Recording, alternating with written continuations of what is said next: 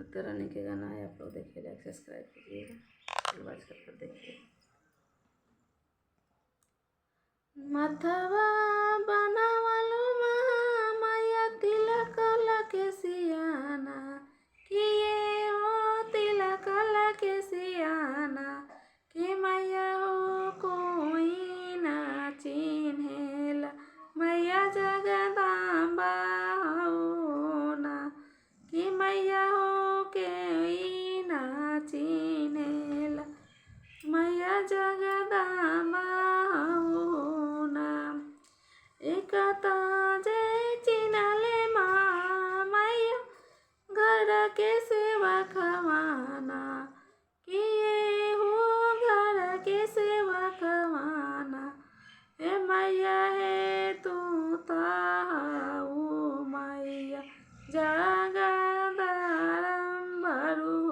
ना, हे मैया हो तू ताबारू मैया जगदम्बा में बारून।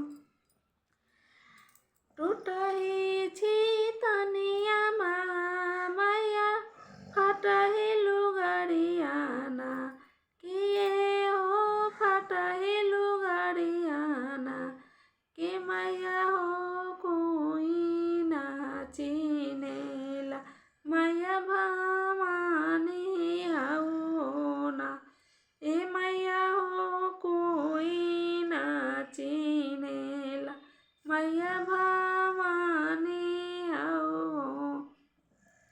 एकता में चिनले महामाया घर के सेवा खवाना, किए हो घर के सेवा खवाना, हे मैया हो तू ताऊ